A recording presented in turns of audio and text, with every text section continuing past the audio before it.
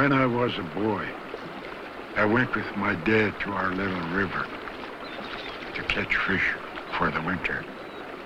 Early in the morning, I went up in my little canoe and started gaffing fish at a riffle and throwing it up the gravel bar.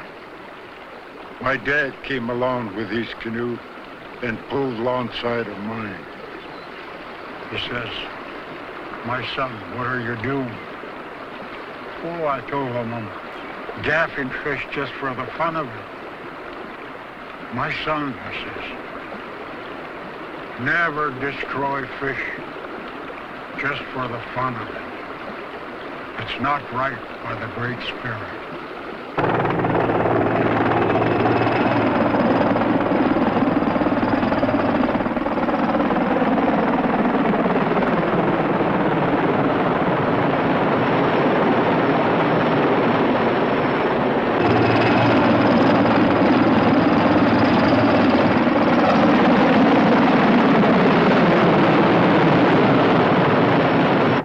These trees in the San Bernardino National Forest are dying because of smog. The smog weakens them, then they're attacked by insects. They're taken out to try to stop the spread of the blight.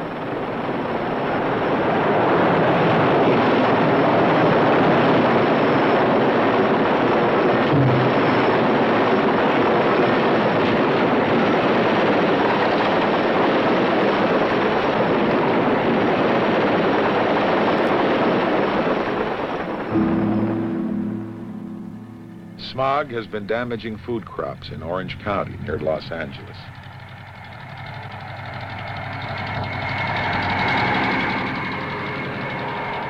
In 1970, it showed up just a little bit, not that much. In 1972, it showed up a little more. And 73, we have the problem right in here. Yeah. This is going to be the end for me because I just really can't afford to be losing and losing every year. Can you imagine who's going to buy this kind of stuff in a grocery market? Who's going to buy this cheap lettuce like this? Yeah, well, that wouldn't be very much for the market. Just nothing. Just plain nothing. Smog spreads from our cities. This is Denver, Colorado. People used to come here for the pure air.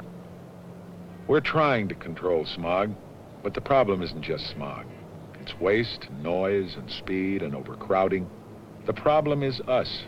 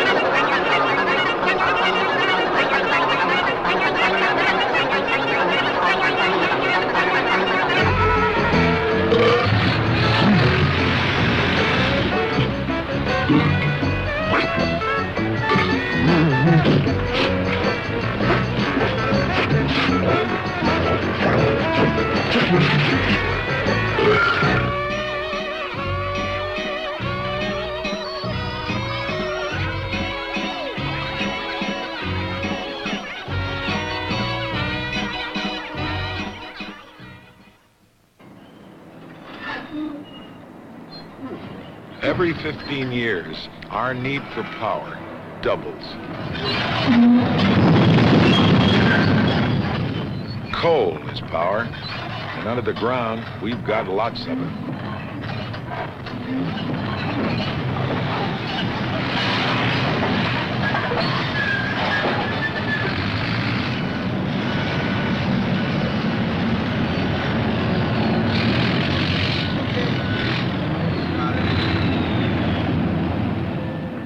The coal lies under the surface in seams that run for miles. And to get it out, miles of the country have to be gouged open. Not long ago, we used to leave it that way. And the scars in Appalachia will still be there for our great-grandchildren to wonder at. Now we've passed laws saying that after strip mining, the land must be put back the way it was.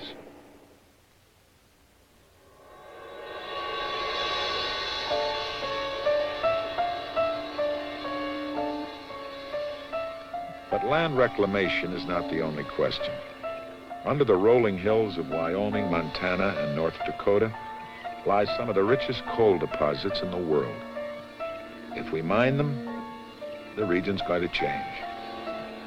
The long, quiet hills will have power plants and more people and more prosperity. Some who live here are happy about that prospect. Some are not.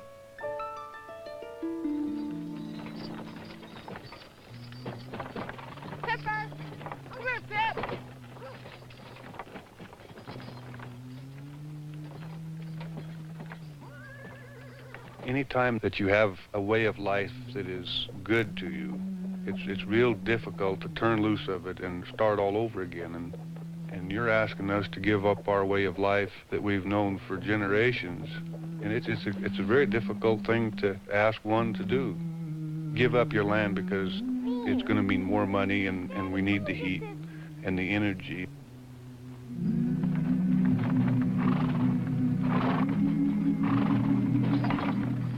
It does something to you in the early morning when it's 10 below zero and you're holding the lines behind the horses and you can feel the cold on your face and the rest of you is warm and as you pull into the haystack, the cattle see the horses and the wagon and hear the jingle of the tug chains and they just automatically know it's time for dinner.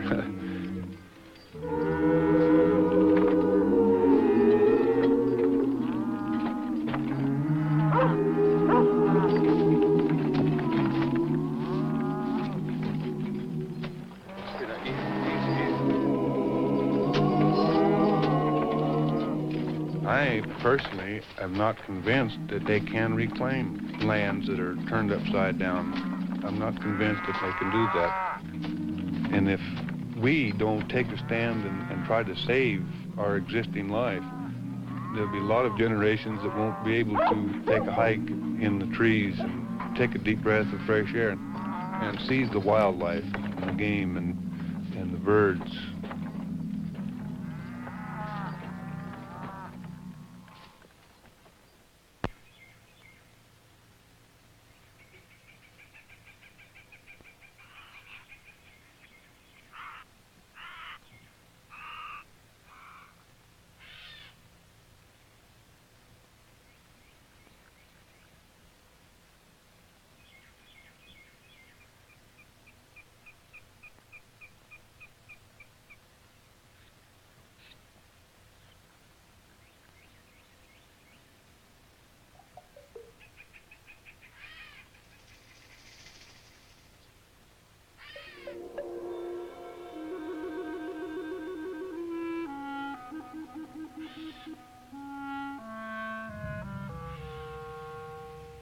As we occupy more and more space, the other creatures that share the earth with us have less and less.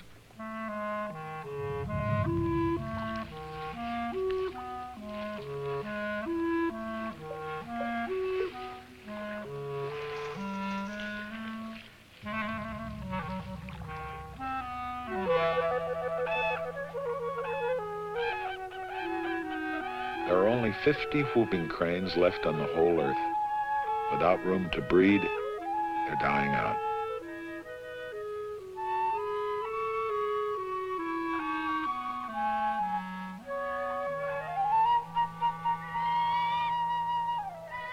The bald eagle, our national symbol, now survives mostly in Alaska. We've driven them out of the rest of the country with our bulldozers and guns.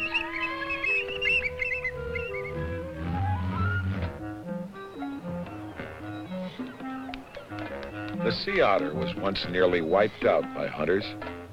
Conservation efforts saved him. Now, for some people, he's a pest.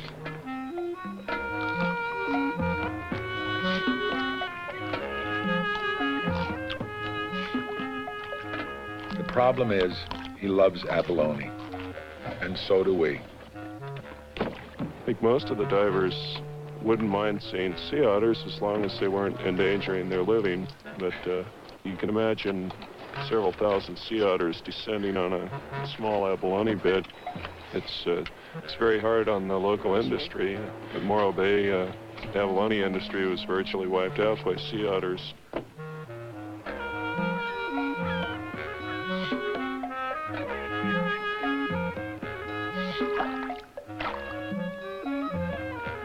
Come on. Come on. Come on, take it there.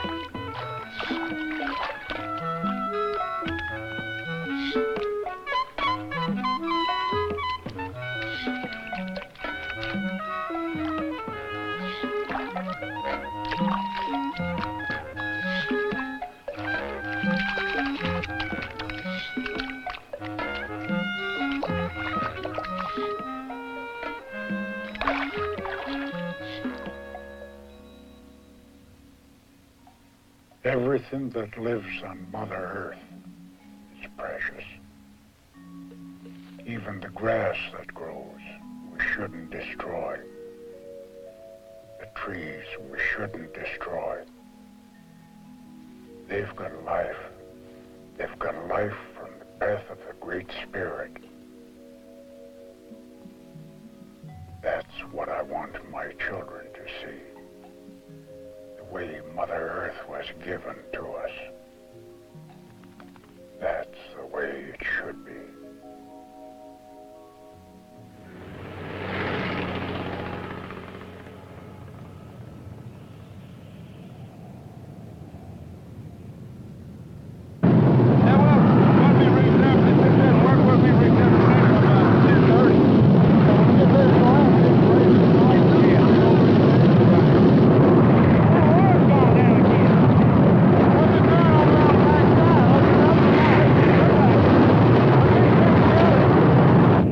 They've been battling this oil well blaze for 17 days and nights. That's 150,000 barrels gone up in smoke.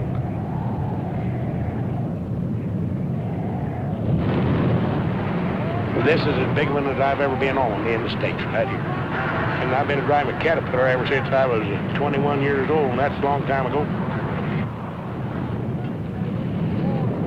We got to shoot this thing with about 450 pounds of explosive, between 75 and 80% strength, which we hope will shatter that thing all to pieces and put the fire up at the same time.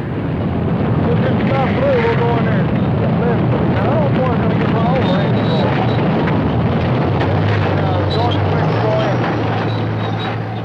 When I back that dynamite in there, that gives me a feeling that do something that nobody else wants to do.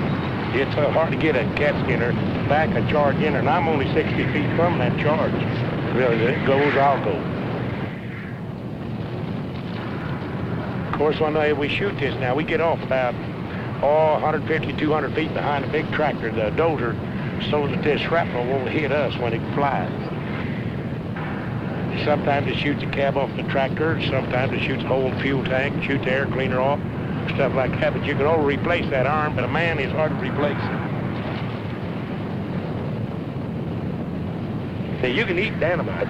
It's sweet, but it gives you a terrible headache, and your heart gets thumps up terrible.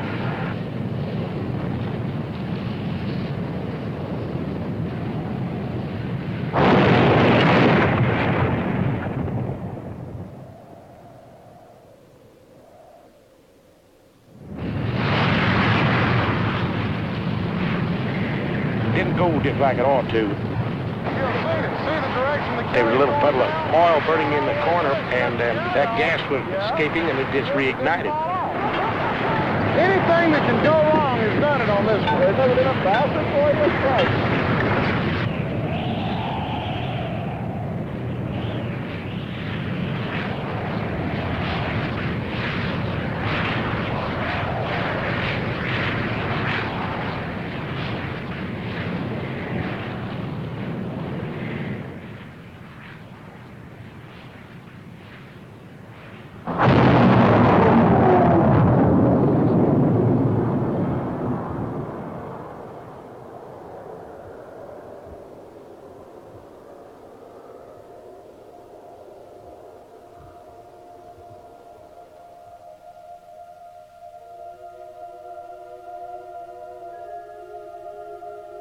This land was torn up for its coal.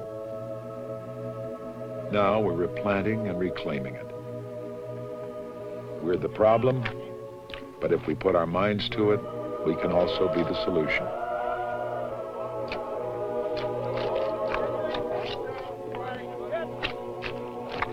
We've just got to decide the kind of world we really want.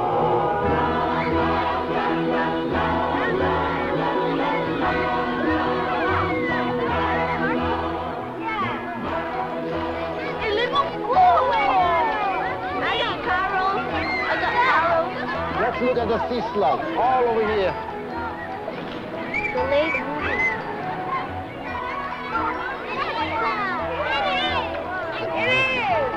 Come on and see how this thing looks like. Okay? See you, Jim. See you, Jim. Come on, come on. Here. Hold it, you hold it now, you hold it. Okay?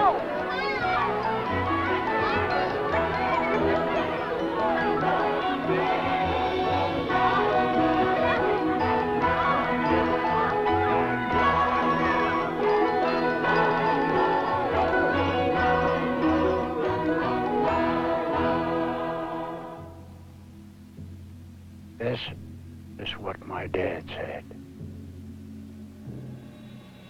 Hey, matay snakam. Thank you, son. Thank you for your light. Come again tomorrow. Have mercy on us human beings.